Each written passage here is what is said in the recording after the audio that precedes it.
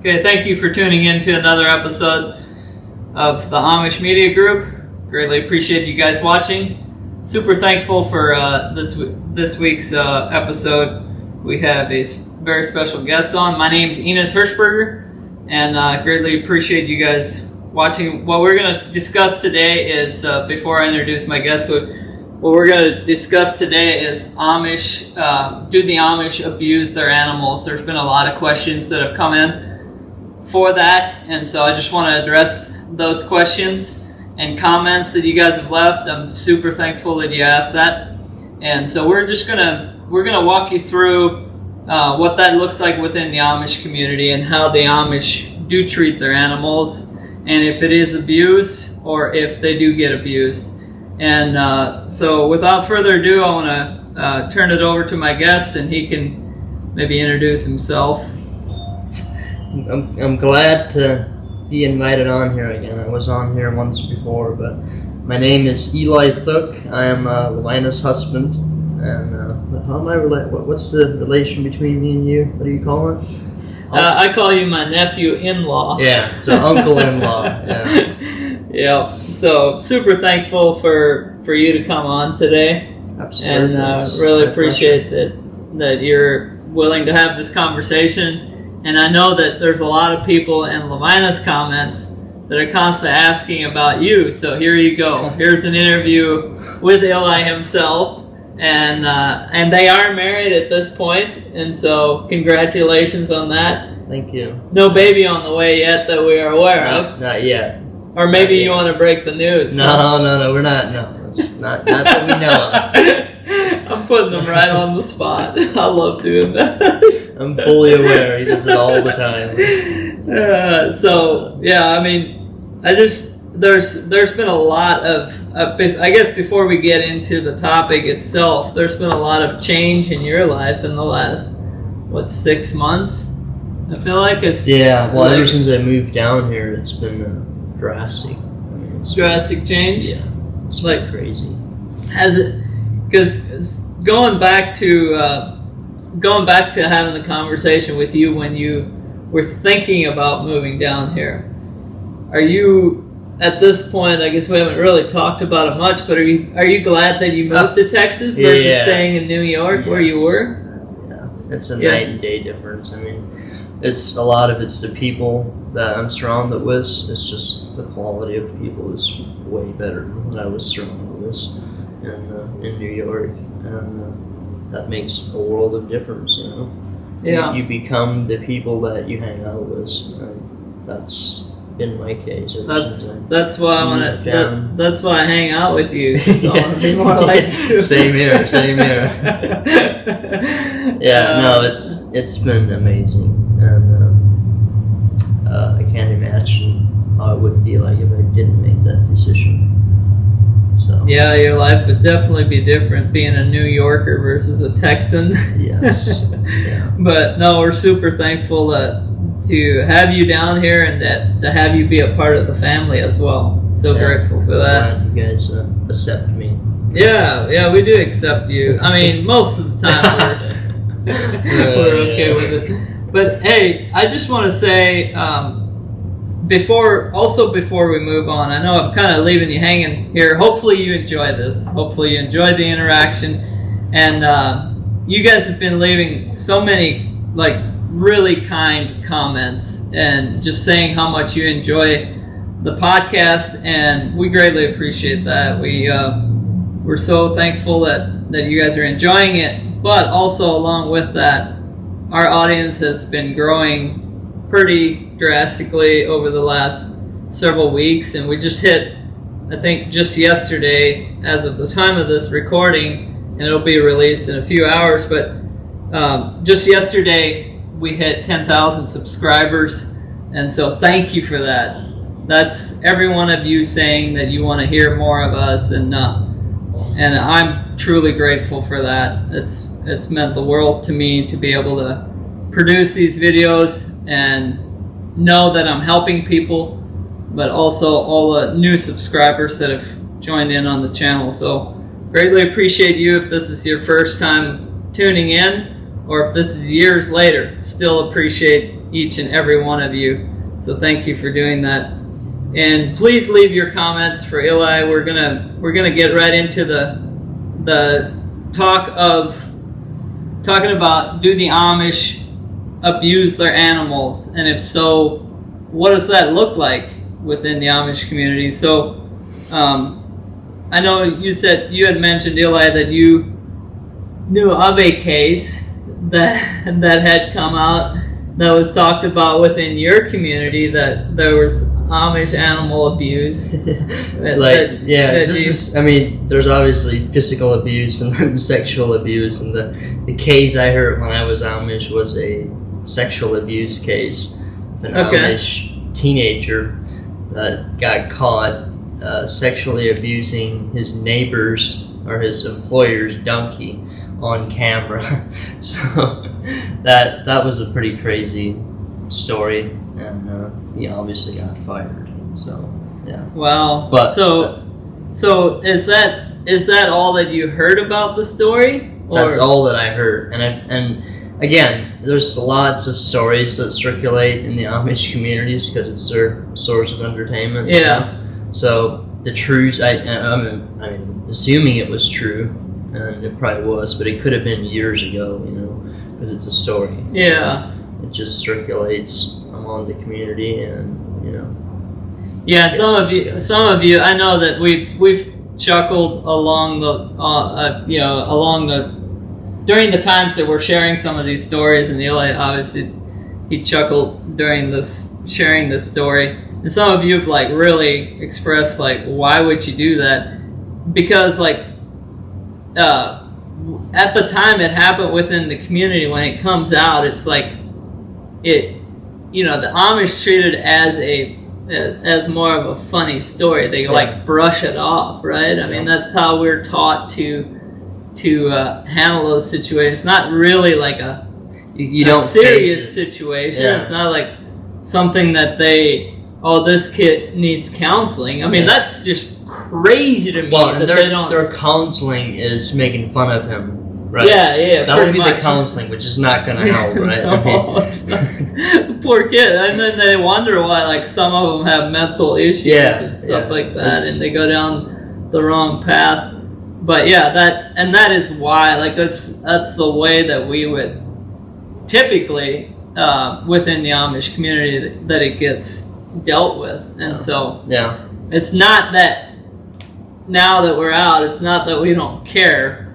So if you ever see us laughing or chuckling at something, sometimes it's just a default to what we were used to. It's absolutely, we care about that situation. Obviously it was something that was very off and wrong with the kid that was doing that. But just on the physical side of things, I will say, like, Amish don't have animals for pets. Very little. Well, yeah, I should say they have very little animals for pets. So they may raise dogs for pets, and they may sell them for pets, but they don't really keep a dog for a pet. Usually a dog is kept on the farm. I mean, if a dog is not doing something on the farm, he's considered, at least in the Swartzentroopers, the way we grew up, like, he's considered a worthless dog. I mean, and easily disposed of if necessary. Yeah, he's not on the farm just to eat food and to lay around and do nothing. He's on the farm to be used kind of like a police dog, in a way that he's used to get the animals if you tell him to. He's used to help herd cattle if you need him to, stuff like that, and pretty much that's it. I mean, that's what they're used for. They sleep outside. They don't sleep in the house. Stuff like alerting. They'll guard gardens from raccoons and that type of stuff. Yeah. Yeah, they lay outside guard the house. Dogs, and herding dogs. Now, like my dad, we had a dog that was basically just a pet, but my dad was different than most, or the majority of Amish, and he loved his dogs. So whenever we got a dog, he had to talk about how he's going to train him into this, wonderful herding dog, and then it always ended up to be a pet because he just loved petting him too much. And you got to be a little strict to actually train a dog to actually, be a good herding dog. And I'm the same way. I pet my dogs too easy, and like I treat them as pets versus trying to train them, treat them as like guard dogs or something. But I think most Amish are opposite. They definitely. I think a lot of Amish are not. They're not really pet friendly, so to speak. Like they're not huge pet people. Yeah. Because I think a lot of it. The reason being is like we would use our animals on a regular basis, like meaning using them like. Horses would get trained to pull wagons. They would get trained to pull the buggies. You would ride them to go herd cattle, or you would ride the horse to bring other horses in from the field, stuff like that. So they were kind of like a tool, or they are like a tool on a farm. It's just like your tractor. You go start up your tractor, you use it to plow the field. You're not like petting your tractor and watching it and waxing it and hoping that it does something. Very few people do that. Not a real farmer is not going to do that. Like especially if it's essential to your farm. Yeah, they're going to use the tractor for what it's meant for, and the same thing with the horses. They're a tool for the farm or for the buggy going to town. So. Are some of them abused outside of that? Yeah, some of them are. Some of the Amish, like especially Swartzen Trooper. I saw some cases just in our community, and now looking back, like I would say, probably even participated in some of those cases where you're whipping the horse to try to go faster when you know the horse can't go faster. Like you're just trying to get more speed out of him than he can produce, and that would be what I would say now, looking back. Like I would say that's abuse, because it's like the horse is not going to go faster, so why whip him to try to make him go faster? But we were not really taught to like completely respect the animals either. So I would say that there was definitely a lack of parenting there when it came to. Like, hey, this is how you treat an animal, even though, like, we're going to use them to be productive, you still need to respect the animal. And I think that's the way it is with a lot of Amish communities. They don't like shed light on the fact that, hey, there's clearly, like, we use these animals to do what we need to get done. But then don't abuse them beyond that. Right, and I think, like, in my experience anyway, like, you get, reprimanded on that, but you don't, like, get taught it, right? Like, a lot of people, you'll get, like, after you would do, I never did anything on that level, like, try and beat a horse to more speed than he had. But, like, obviously people do, and it's fun for some people to, like, one of the things is, like, grabbing cats by their tails and stuff like that. That's an Amish classic, and they're like, you get reprimanded by it, but you don't necessarily get taught why it's not good, or told not to beforehand, or like it's just they let it happen and then they tell you not to, and then there's no repercussions or anything. Well, and they don't really, like you said, it. They might verbalize that it's not a good idea, but there's also older brothers usually are involved. I guess you were the oldest in your family. My family was a little different. I'm second to youngest, so I saw a lot of that stuff happening from maybe my older siblings, and I'm just thinking it's a normal thing. Like it's not. By the time they're old enough to know that it's not normal, that it just kind of gets glossed over, so to speak. And then part of it too is, if you have 13 kids in your family, it's as a a dad, it's going to be very hard for you to keep track of everyone individually. So something slips by. Yeah, you know, it's for sure. And some people might say it's not. Why would you have 13 kids then? I mean, that's just the Amish way. That's the way they live. So you max it out. Yeah, how many kids you can have. I think that's the general rule of thumb, right? As many kids as the wife can produce. Yeah. So it's devastating, I think, to every family if they're not able to have kids, but it's especially, if you want kids and you can't have a kid, or you can't, you can't have a child in it, but it's especially devastating to a Schwarzenegger Amish family if they can't, because they typically have, 8, 10, 12, even in some cases 16 kids. Yeah, or 20. I've heard of 20 or 21, like extreme cases, which is like, at what point does it become inefficient? If you have 20 kids, like, is that a good idea? I don't personally think so, but I guess, Yeah, you have, now we're getting a little off topic here, but yeah, it's just, I guess the whole point of talking about that is the parents do not have the time to sit down with each kid and teach them. So like what generally happens is the older kids get taught, and then the older kids begin to teach the younger kids as time goes on. And definitely things do not get taught the way they should if the kid is teaching the kid.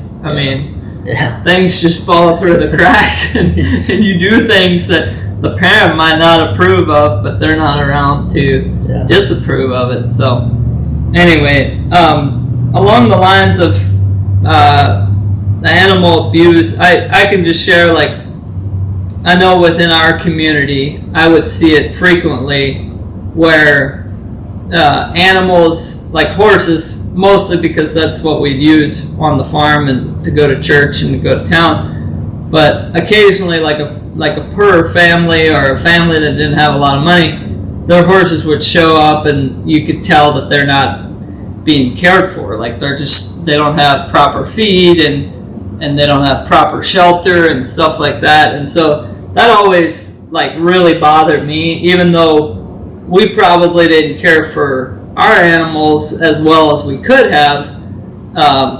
Like now looking back, I felt like we cared for them really well for like the way we were taught. Like we always wanted to make sure that the animals had feed and stuff like that.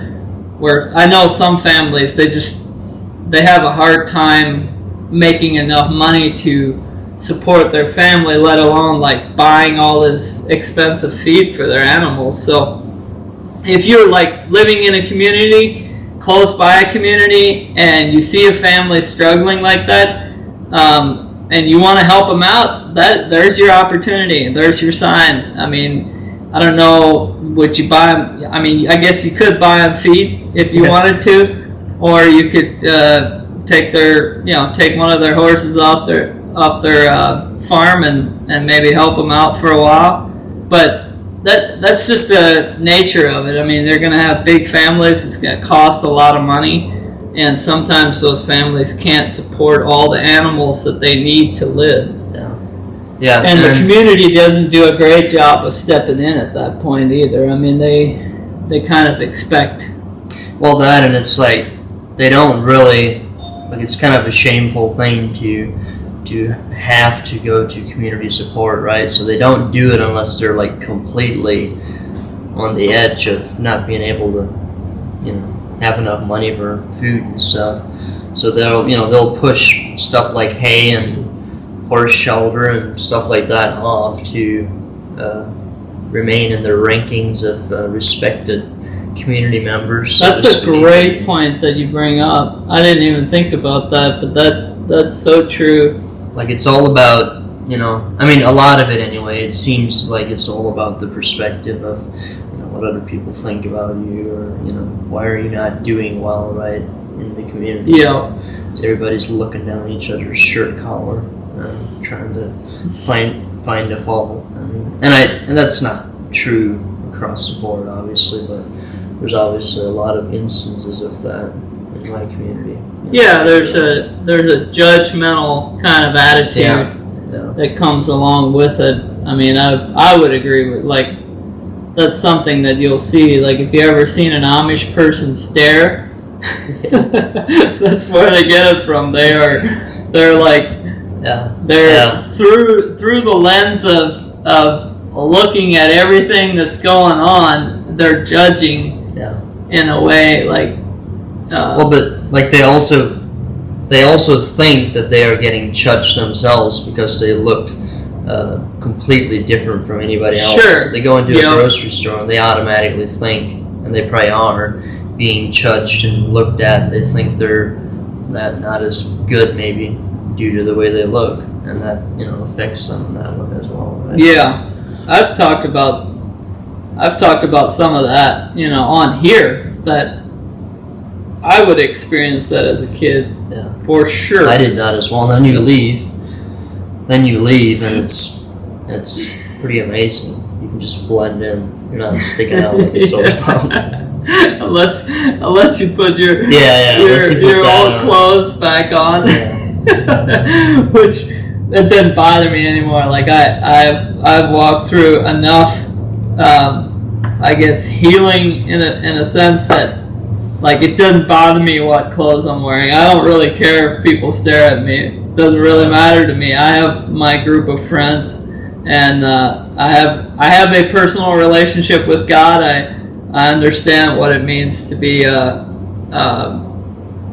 have that and to have that security. So I don't look to people to make me secure, I guess, and that makes a big difference too. I think once you get to that level, get to that place, like, just as an individual, and it's taken me a long time, like, of being out of that kind of judgmental environment to get to that place.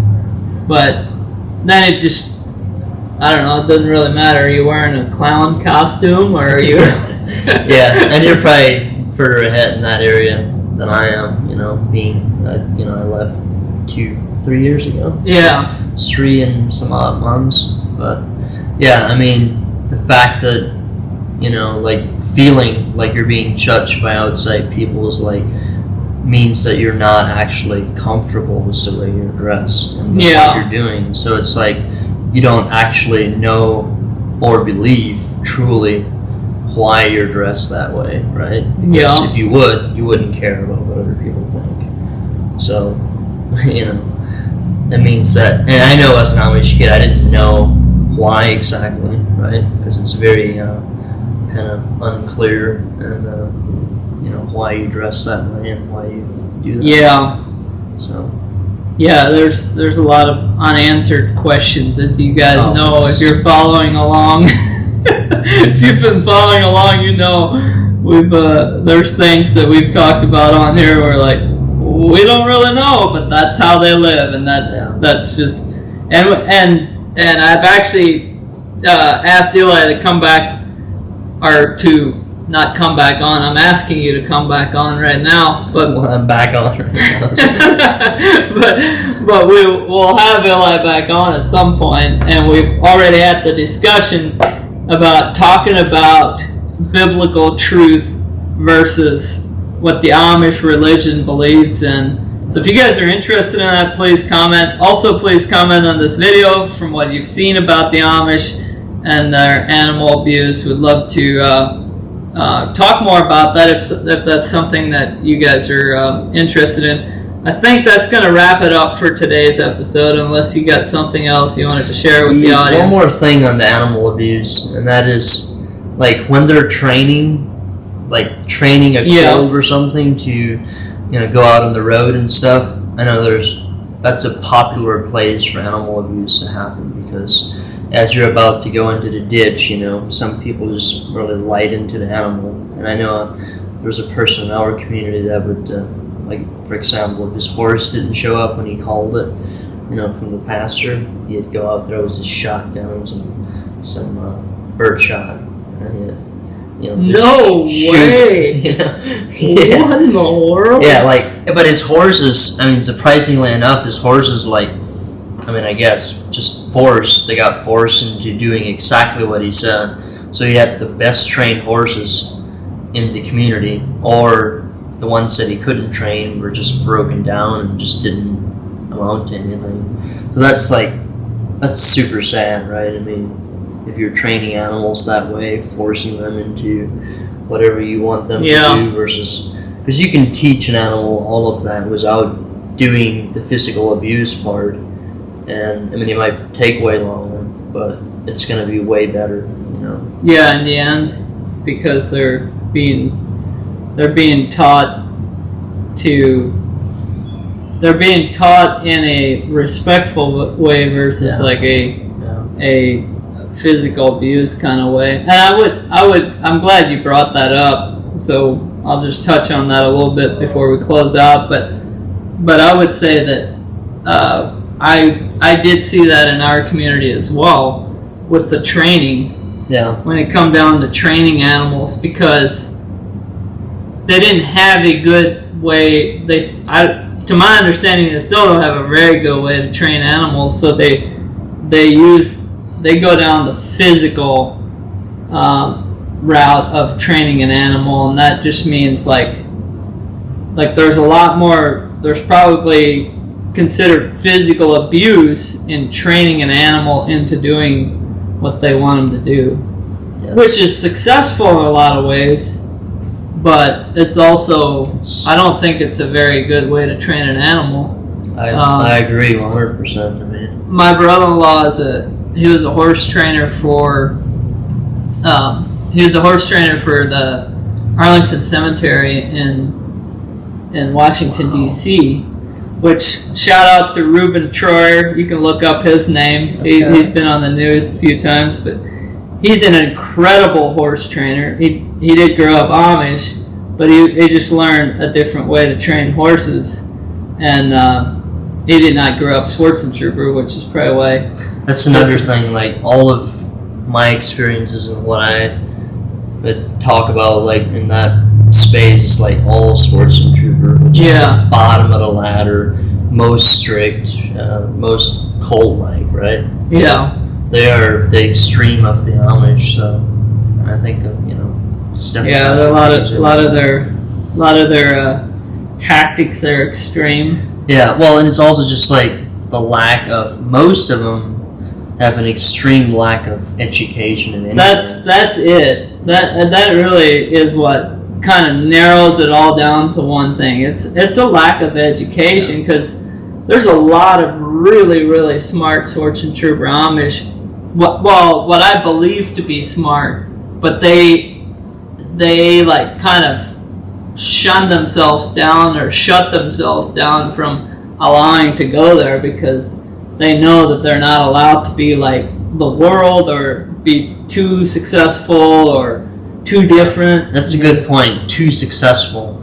In my community anyway, and I'm assuming all sports and trooper communities, you can't make crazy amounts of money. You're limited. I think you can, but it's my dad. He wouldn't charge more than 18 to 20 bucks an hour, and everybody else was charging 40 to 50. Yeah. And that's I'd always buck him about it. Hey, you need to be charging more. Plus, he was doing better work, and but it's no, it's fine. And what it boils down to is they're not really allowed to make lots of money or become wealthy, because they take the rich man through what's that verse? The camels through the needle line. It's harder for a rich man to get into heaven than it is for a camel to go through the eye of the needle. They take it very literal. Yeah, they take that very literal. Yeah. And that's my dad was the same way. Up until he died, he was working 74 years old, working. I don't think he ever made more than 20 bucks an hour. Yeah. And which is another thing, if you add all these factors together, it's kind of a remedy for, not disaster, but definitely not efficiency either, because if you're working all the time to try and you know, like we at work 10, 12-hour days, my dad included. Yeah. So you don't really have time for your kids. You don't Yeah. have time to really teach them anything.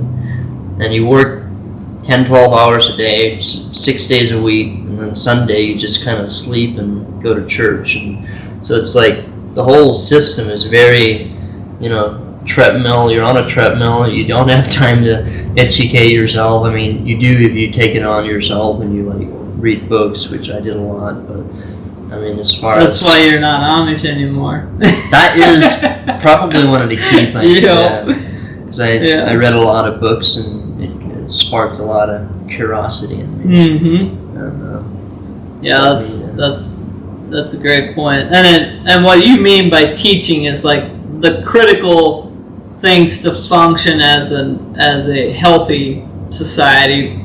Healthy meaning like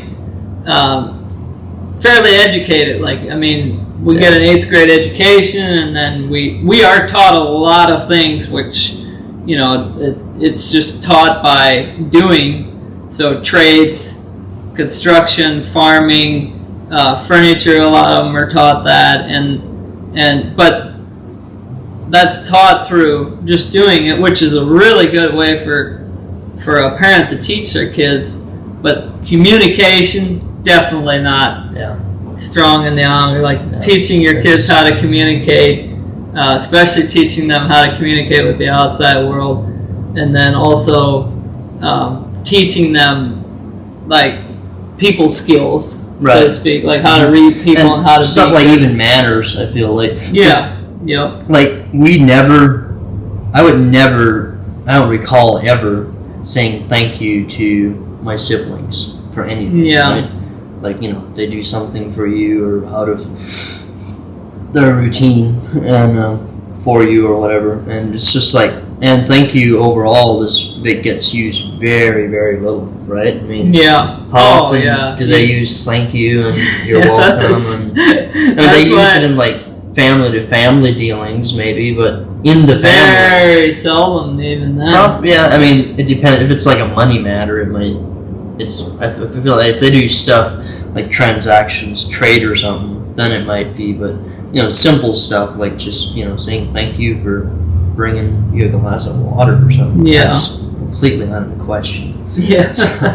And it's like just lack of love and empathy, you know, from an early age. Yeah, I think, and that brings us to closing. But I would say if you interacted with an Amish person and you said that person was really rude, probably a Swartz and Trooper Amish person, and also maybe you can understand through what we've just talked about why they are that way, because we were simply not taught. Where we learned thank you and some of our house manners or table manners or whatever the case may be has been since we've left the Amish. It's definitely not taught within the Amish, and I know that may be shocking to a lot of you who are not a part of the Amish community, because you see the Amish as this family-oriented culture, which they appear to be, but when you're actually living within, it's not quite like what it looks like from the outside looking in. So anyway, thank you again. Thank you from the bottom of my heart for all of you guys that have subscribed and have been watching the channel, leaving your kind comments. You know who you are. And